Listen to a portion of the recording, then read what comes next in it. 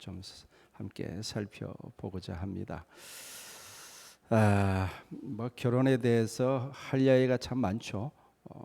그렇지만 시간 관계상 세 가지 질문을 오늘 이 시간에 다루고자 합니다. 그 세 가지 질문에 대해서 성경에서는 과연 뭐라고 말씀하시는지 함께 살펴봄으로써 바람직한 결혼관을 함께 좀 생각해 보고자 합니다. 그 세 가지 질문이라는 첫 번째 질문은 결혼을 해야 되나 하지 말아야 하나 하는 이 질문이고, 두 번째는 결혼할 때 불신자와 결혼해도 되는가 하는 질문이고, 세 번째는 결혼했다면 어떻게 하는 것이 결혼 생활을 잘 하는 것인가, 결혼 생활을 어떻게 해야 될 것인가, 이 세 가지 질문을 간략하게 좀 살펴보도록 하겠습니다. 먼저 결혼을 해야 하나 혹은 하지 말아야 하나, 여기에 대해 성경은 도대체 뭐라고 이야기하고 있는가?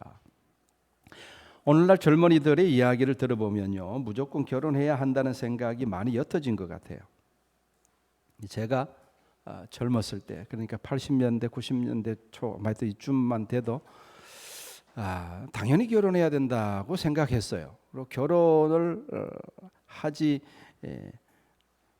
않는 것은 그건 일종의 부끄러운 일로 여겨졌고 부모님의 근심거리로 여겨졌습니다. 그런데 오늘날은 많은 젊은이들이 당당하게 혼자 살겠다고 이야기합니다. 결혼을 하지 않으려는 가장 큰 이유가 경제적인 이유입니다. 경제적으로 어느 정도 안정이 되고 자녀를 낳았을 때 부족함 없이 키울 수 있는 그런 경제적인 여력이 생겼을 때 그때 결혼을 생각하는 것 같아요. 제가 유튜브를 통해서 많은 젊은이들의 그 결혼에 대한 설문조사를 제가 많이 들어봤습니다. 설교를 준비하면서 도대체 요즘 젊은이들이 무슨 생각을 하고 있나 제가 들어봤는데, 그러니까 결혼을 하지 않으려고 하는 대부분의 젊은이들이 공통적으로 고민하는 것이 돈 문제였어요.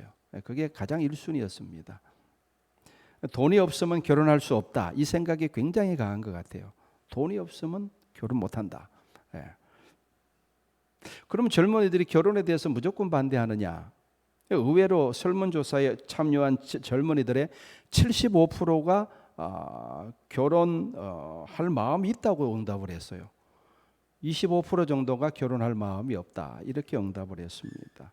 저는 한 5대 5쯤 되지 않을까 그렇게 생각을 했는데, 의외로 결혼할 마음이 있다는 청년들이 많았어요. 좀 놀랐죠? 그러나 그렇게 결혼할 마음이 있다고 응답한 사람들도 대부분 돈이 없으면 결혼할 수 없다고 생각하는 것 같아요. 오늘날 현실적인 문제로 결혼하지 않겠다고 하는 젊은이들을 나무랄 수는 없다고 생각합니다. 그만큼 오늘날 우리 사회는 정말 돈 없이는 결혼해서 자녀를 낳아 키우기 정말 힘든 시대이기 때문에 그렇습니다. 여기 앉아 계신 우리 어르신들의 젊을 때도 힘들긴 마찬가지였지만 그때하고 지금하고 다른 게 뭐냐면, 그때는 그래도 희망이 있었어요. 내가 열심히 땀 흘려 일하면은 내가 돈을 벌 수 있고 저축할 수 있고 가정을 일굴 수 있다는 소박한 희망이 있었어요. 근데 오늘날은 그 희망이 없어요. 청년들의 상실감이 너무 커요. 그러니까 막 우리 때는 안 그랬는데 그러면서 함부로 이렇게 막 야단치기에는 오늘날 이 시대가 너무 살아가기 힘들다, 그런 생각이 듭니다. 그렇지만 적어도 우리 그리스도인들은 결혼과 같은 인생의 가장 큰 결정을 할 때 돈과 결부시켜서 결정해서는 안 될 것 같습니다. 아무리 세상이 그렇다 하더라도 우리 그리스도인들마저도 세상 우리 사람들의 가치관과 같이 돈이 없으면 결혼 못한다, 이렇게 돈과 결부시켜서 그 인생의 가장 큰 문제인 결혼을 결정해서는 안 된다고 봅니다. 먼저 성경은 뭐라고 말씀하시는지를 우리는 살펴보고, 그리고 기도하는 가운데 하나님의 뜻을 쫓아 결정할 수 있어야 될 줄로 믿습니다. 자, 그럼 결혼을 해야 하느냐, 결혼하지 않아도 되느냐 하는 부분에 대해서 성경은 뭐라고 말씀할까요? 성경은 어느 쪽이 정답이라고 말씀하지 않습니다. 만약 어느 한쪽이 정답이라면 그 반대편을 선택한 사람들은 다 죄를 범하는 사람들이 되겠죠. 그렇죠? 그러니까 만약 성경에서 결혼은 반드시 해야 된다라고 말씀하고 있다면은 결혼을 하지 않는 모든 사람들은 다 하나님 앞에 죄를 범하는 것이 되는 겁니다. 그러나 하나님은 우리가 결혼을 하고 안 하고를 가지고 그것을 보고 죄를 묻지는 않으십니다. 여러분 성경에 보면요, 부모를 공경하라 라는 말은 분명히 명시가 되어 있어요. 그렇기 때문에 부모를 공경하지 않는 것은 죄가 됩니다. 그리고 일단 결혼을 했으면은 남편은 아내에게 순종해야 되고, 그리고 아내는 남편을 순종해야 되고, 남편은 아내를 사랑해야 됩니다. 그건 명시되어 있어요. 그렇게 하지 않으면 죄가 되는 겁니다. 그러나 결혼을 해야 한다, 하지 말아야 한다, 그렇게 명시되어 있지 않습니다. 따라서 죄를 물을 수 없는 것이죠. 또 많은 젊은이들이 묻는 질문 가운데 하나가 결혼을 하는 것이 하나님의 뜻인지, 결혼을 하지 않는 것이 하나님의 뜻인지, 그걸 알고 싶어 합니다. 하나님이 어느 쪽으로 선택해 주시든지 따라가겠다는 거죠. 그걸 알고 싶어 합니다.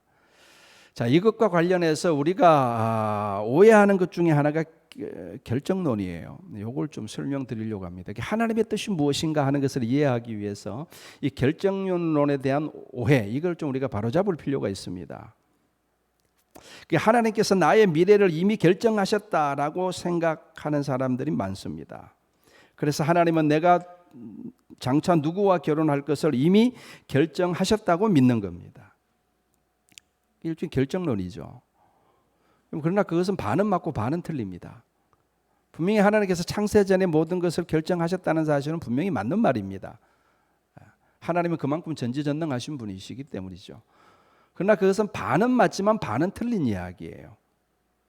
도대체 맞으면 맞고 틀리면 틀리지, 뭐 반은 맞고 반은 틀리다는 건 도대체 뭐냐? 이걸 좀 이해를 해야 됩니다. 자, 이 부분에 대해서 어떻게 설명하는 것이 좋을까 하다가 최근에 제가 좋은 도구를 하나 발견했습니다. 이 양자역학을 빌어서 설명하는 것이 하나님의 뜻이 무엇인가를 이해하는 데 도움이 될 것 같습니다. 자, 양자역학에 대해서 들어보신 분도 있고 안 들어보신 분도 있을 텐데, 양자역학은 그러니까 모든 물질, 이 세상에 존재하는 모든 물질의 근원을 파고드는 학문이에요. 그래서 최소 단위까지 들어가서 도대체 물질의 근원은 어떻게 되어 있을까, 이거를 파헤치는 학문이죠. 이 모든 물질의 근원까지 파헤치고 들어가면 원자와 전자로 이루어져 있죠. 물론 원자도 또 이렇게 여러 가지 요소로 또 쪼갤 수 있지만, 어쨌든 그거를 최소 단위로 본다면은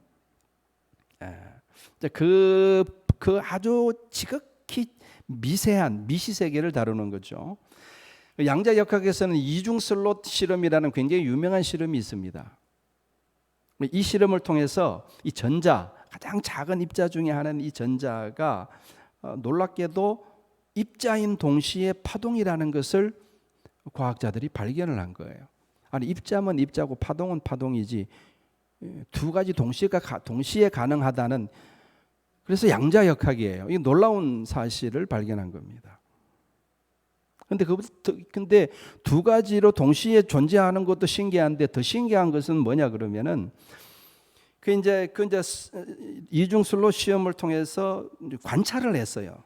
관찰을 하니까 놀랍게도 관찰자가 관찰하기 전에는 파동의 형태, 파동이라는 것은 불확정된 형태를 말하는 거예요. 형태가 확정되지 않는 상태예요. 근데 관찰자가 관찰을 하니까 관찰하는 순간 입자로 바뀌는 거예요. 이거 무슨 마술도 아니고, 이걸 발견하게 된 거예요. 이 관찰 이전에는 파동의 형태, 불확실한 형태로 있다가 관찰자가 관찰하면 물질이 된다. 그러니까 양자역학에 의하면요, 물질은 없으면서도 있는 거예요. 신기하죠? 네. 관찰하기 전에는 명확한 형태로 존재하지 않다가 관찰하면 그제서야 비로소 물질의 형태를 나타내는 겁니다. 우리가 살고 있는 이 거시세계, 현실 세계에서는 말도 안 되는 이야기지만 미시세계에서는 과학적으로 입증된 사실이에요. 저는 이것이 하나님의 뜻을 설명하기에 참 좋다고 여겼습니다. 여러분, 우리를 향하신 하나님의 뜻은요, 하나님 편에서 보면 이미 확정된 겁니다. 그것도 지금 확정된 것이 아니라 이미 창세전에 모든 것이 확정되었어요.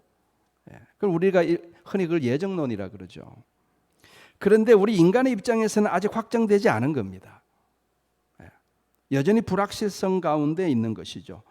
어떻게 하나님이 이미 창세전에 확정하셨는데 우리에게는 아직 확정되지 않을 수가 있느냐? 우리 상식으로는 이해가 되지 않지만 하나님 안에서는 두 가지가 동시에 다 가능한 겁니다. 마치 양자역학에서 입체와 파동으로 동시에 존재가 가능하듯이 말입니다. 하나님 안에서는 그게 가능해요. 자, 결혼으로 다시 돌아가 보죠.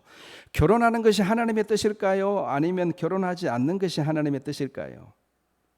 자, 하나님의 뜻을 결정론으로 이해해서는 안 된다 그랬죠. 하나님의 뜻은요, 그것을 결정해 주는 것이 하나님의 뜻이 아니라 우리가 선택하도록 하시는 것이 하나님의 뜻이 더 가깝습니다. 그건 우리의 몫으로 하나님이 남겨놓으신 거예요. 우리가 결정하도록. 하나님은 우리가 로봇처럼 살기를 원하지 않으세요. 우리가 충분히 자유의지를 가지고 살아가도록 하는, 그렇게 인간을 창조해 놓으셨습니다. 그래서 우리가 결정하기 전에는요, 불확실성 가운데 있는 거예요. 하나님이 그것을 일일이 다 우리를 위해서 대신 결정해 주시지 않습니다. 그것은 성경에서 말하는 인간의 삶이 아니에요. 하나님의 뜻은 그렇게 구현되지 않습니다. 우리가 어느 쪽으로 결정하더라도 창세전에 이미 결정하신 하나님의 계획이 결코 훼손되지 않습니다. 믿을 수 없는 신비이지만 그것이 사실입니다. 그러니까 우리의 자유의지와 하나님의 절대의지가 절대 충돌하지 않는다는 이야기죠. 이해하시겠죠? 이해한다고 이야기 아멘 해주세요. 네. 동시에 가능하다. 성경은 그걸 이야기하고 있어요.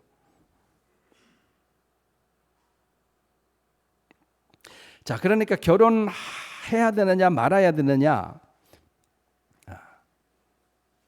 그것은 본인이 결정하는 겁니다. 그리고 어느 쪽을 결정하든 하나님은 우리의 뜻을 존중할 것이고 우리가 결정한 길을 따라 또 하나님의 뜻을 당신은 이루어 가실 것입니다.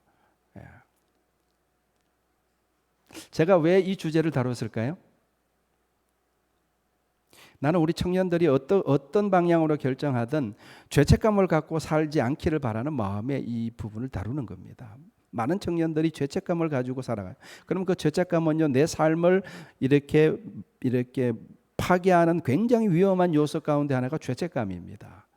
나는 우리 청년들이 하나님을 믿는 믿음으로 자신감 있게 살아가기를 축복합니다. 근데 특별한 경우가 아니라면 대부분의 경우 결혼하는 것이 하나님의 뜻에 더 가깝다고 저는 생각합니다. 그것이 하나님이 인간을 남자와 여자로 창조하신 목적에 더 가깝기 때문입니다. 자, 두 번째로, 결혼을 하기로 했다면 불신자와 결혼해도 되는 것인가? 여기에 대해서는 성경이 명확하게 대답하고 있습니다. 여러분, 구약 성경을 봐도 이방 여인과 결혼하지 말라고 지속적으로 경고하고 있고, 그 다음에 신약 성경을 봐도 믿는 자와 멍해를 같이 하지 말라고 경고하고 있습니다. 또 이렇게 이혼한 여인들에게, 여러분 고린도 후서를 보면은 이혼한 여인들에게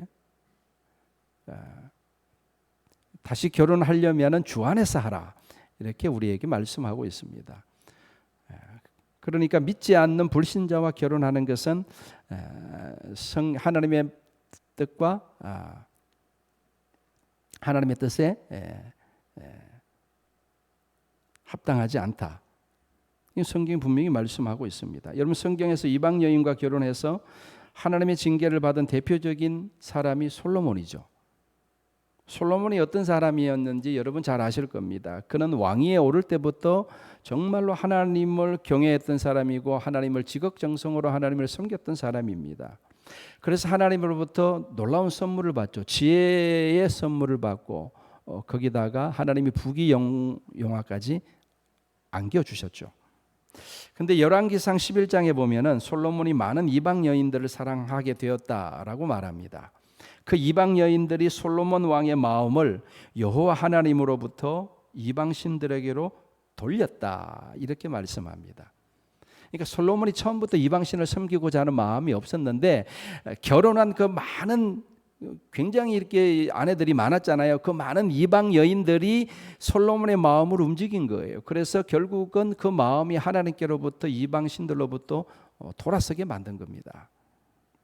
그래서 많은 이방 신들을 본인이 직접 섬겼고, 그리고 예루살렘 앞 산에다가 이방 신을 위한 신전을 짓기도 했어요.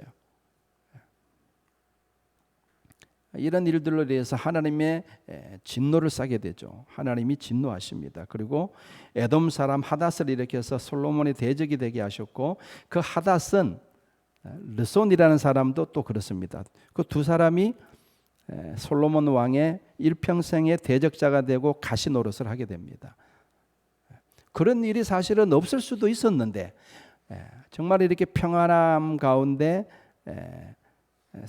삶을 마감할 수도 있었는데, 솔로몬이 이렇게 삶이 굉장히 괴롭고 힘들게 된 것은 본인이 스스로 자초한 것이죠. 많은 분들이 믿지 않는 사람과 결혼해서 전도하여 예수 믿게 하면 되지 않겠느냐고 말하지만, 실상은 그 반대의 결과가 나타난 경우가 훨씬 더 많습니다. 여러분 보세요. 솔로몬처럼 지혜가 많고 신앙심이 투철한 사람도 결국 이방 여인들을 경건한 여인들로 변화시키기보다는 오히려 자기 자신이 우상을 섬기는 자로 전락하게 되었음을 보세요. 여러분, 전도는요 결코 쉬운 일이 아닙니다. 특별히 나와 가장 가까이 있는 가족들을 전도하는 것은요, 여러분 멀리 있는 사람 전도하는 것보다 훨씬 더 어렵습니다.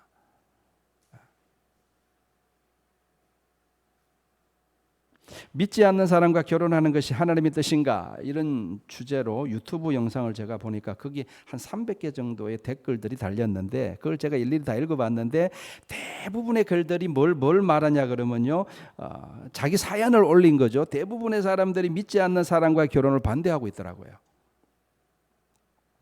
어떤 여인은요, 믿지 않는 남편과 결혼을 했는데 시어머니가 불교 신자고 각종 미신에 빠져 있는 분이셨어요.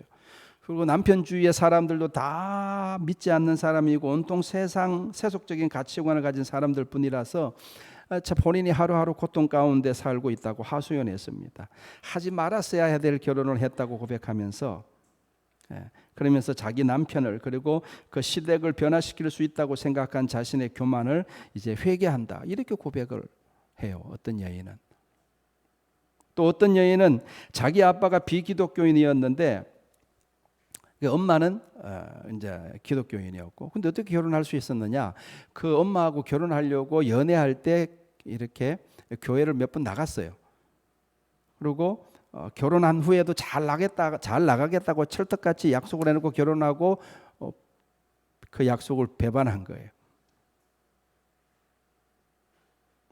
그리고 30년 가까이 핍박과 영적 전쟁 중이라고 그렇게 말하고 있습니다. 그 아빠 본인은 물론이고 엄마까지 교회 못 나가게 하고, 그러면서 전도는 정말 힘들다고 고백하는 것을 제가 봤습니다.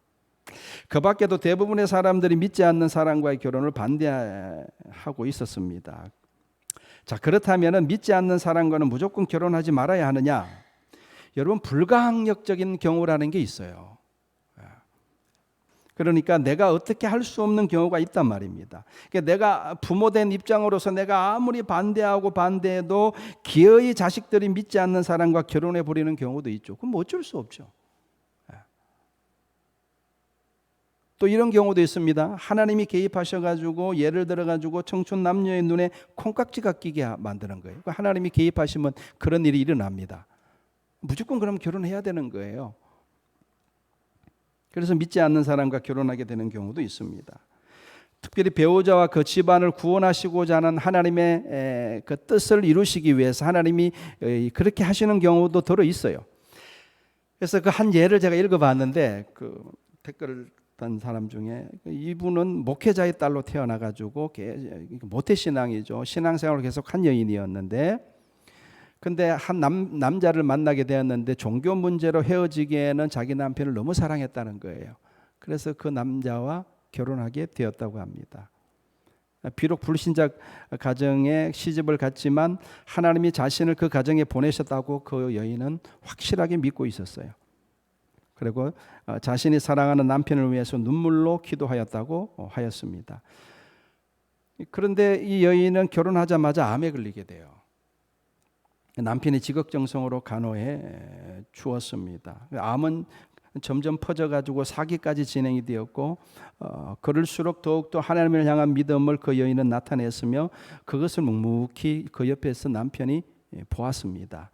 그리고 5년이 지난 어느 날 기적과도 같이 갑자기 그녀 안에 있는 암들이 다 사라져 버린 거예요. 기적이 일어난 겁니다. 그 기적을 보고 남편이 예수님을 믿게 되었다라고 이야기를 하더라고요. 이런 경우도 있죠. 이건 하나님의 개입하심과 하나님의 전적인 뜻이 있는 경우죠. 이런 경우도 있을 수 있습니다. 하나님이 하시는 일은 너무나 다양하고 신묘막측하여서 우리가 감히 예상할 수 없습니다. 하나님이 어떤 사람은 믿지 않는 사람과 결혼하게 하실 수도 있습니다. 그러나 그렇다고 하여 믿지 않는 사람과의 결혼이 합리화되는 것은 아닙니다. 특별한 예는 있을 수 있지만 보편적으로는 할 수만 있다면 믿는 사람과 결혼하는 것이 자신의 행복을 위해서도 옳은 선택이고 하나님의 뜻에도 합당한 선택이라고 믿습니다.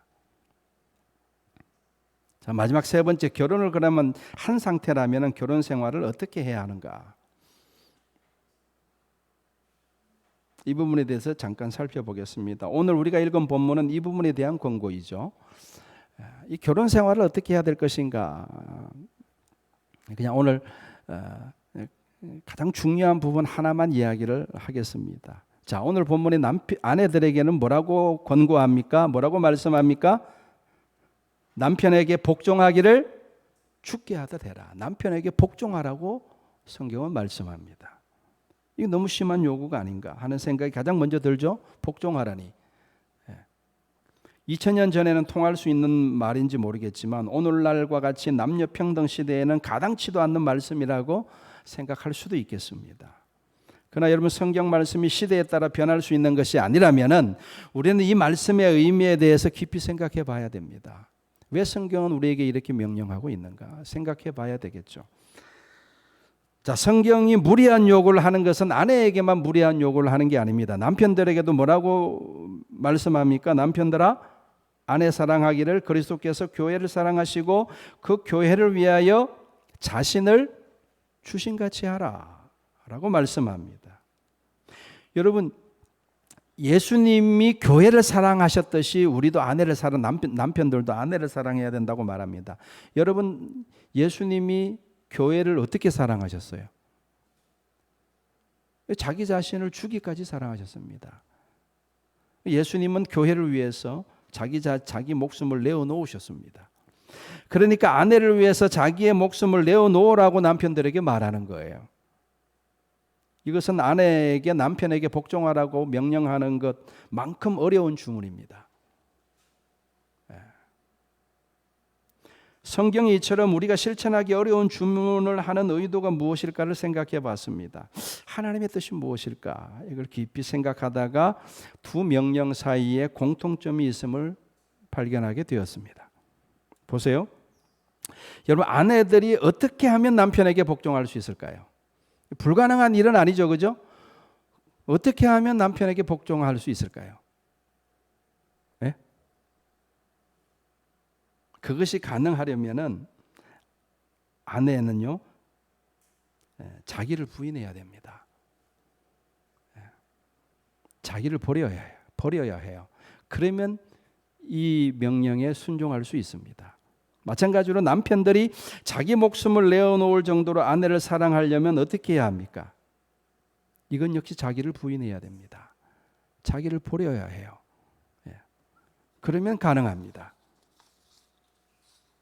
저는 성경적인 결혼 생활의 핵심이 자기 부인이라고 저는 믿습니다. 성경적인 결혼 생활의 핵심 뭐라고요? 자기 부인이에요. 자기의 고집과 생각과 욕심을 내려놓는 것입니다. 오직 그 길만이 남녀가 만나서 그 기나긴 시간 동안 행복하게 같이 살아갈 수 있는 비결이라고 믿습니다. 그거 외에는 다른 길이 없어요.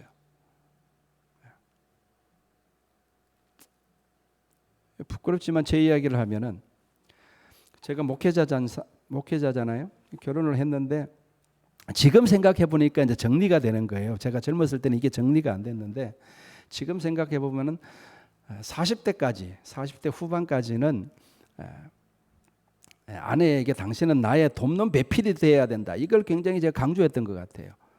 당신 나의 돕는 배필이라고 성경이 말하고 있지 않느냐. 그런데 지금은 생각이 좀 바뀌었어요. 물론 아내가 저의 돕는 배필이 맞지만 저 또한 오늘 제가 말씀한 것처럼 제 자신을 제 아내 앞에서 제 자신을 부인하고 내 자신을 내려놓아야 된다. 이 생각이 지금은 강합니다. 그러면은요, 뭐 부부 사이에 싸울 일도 없어요. 늦게나마 처리된 게 감사하죠, 그죠? 늦게나마 처리된 게 감사해요. 제 아내에게 제가 뭐 물질적으로는 뭐 제가 이렇게 행복을 안겨줄 수 없지만 가능한 한 제 아내를 제가 존중하려고 하고 그리고 제 아내의 어떤 요구나 어떤 그런 생각들 앞에서 제 자신을 부인하고 아내를 받아들이려고 노력하고 있습니다. 그러면 되지 않나요? 뭐 결혼 생활 별건가요? 그거면 되죠. 그죠? 예. 여러분 남편과 아내가 서로에 대해서 죽지 않으면요 결혼 생활은 지옥이 될 수도 있습니다. 반면에 남편과 아내가 서로에 대해서 죽으면요 결혼 생활은 천국이 됩니다. 그러니까 결혼 생활에는 천국과 지옥이 공존하고 있음을 기억하시길 바랍니다. 지옥이 될 수도 있고 천국이 될 수도 있어요.